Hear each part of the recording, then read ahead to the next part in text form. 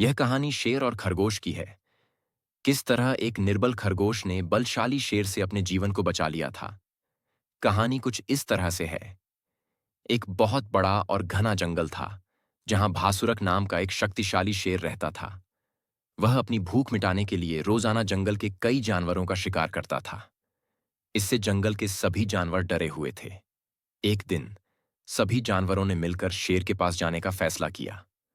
उन्होंने शेर से विनती की, महाराज, आप रोज इतने जानवरों को मार देते हैं। इससे जंगल खाली हो रहा है। हम वादा करते हैं कि हम रोज खुद आपके पास एक जानवर भेज दिया करेंगे, ताकि आपको शिकार के लिए भटकना न पड़े। शेर मान गया, लेकिन उसने चेतावनी दी कि अगर किसी दिन जानवर नहीं आया तो वह सबको मार डालेगा। इस तरह बारी बारी से हर दिन एक जानवर शेर के पास चला जाता और शेर की भूख तृप्त होती। दिन बीतते गए और एक दिन एक नन्हे खरगोश की बारी आई।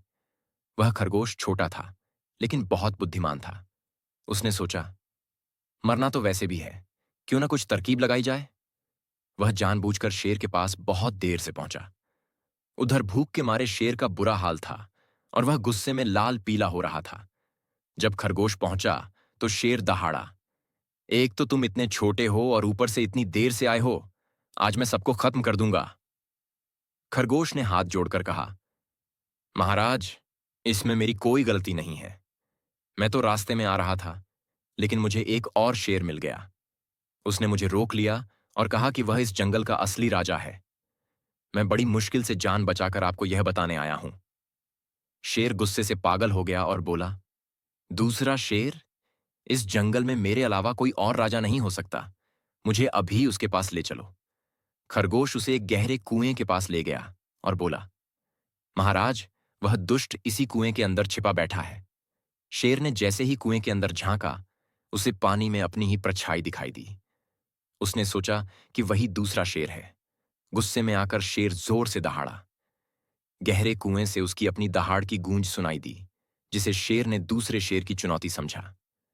बिना सोचे समझे शेर उस दूसरे शेर को मारने के लिए कुएं में कूद गया। कुआं गहरा था और पानी से भरा था, जिससे शेर उसमें डूबकर मर गया। कहानी का सार: बुद्धिर्यस्य बलम तस्य, अर्थात जिसके पास बुद्धि है उसी के पास बल है। शारीरिक शक्ति के सामने बुद्धि की चतुराई हमेशा जीत जाती है। कहानी कैसी लगी अवश्य बताएं।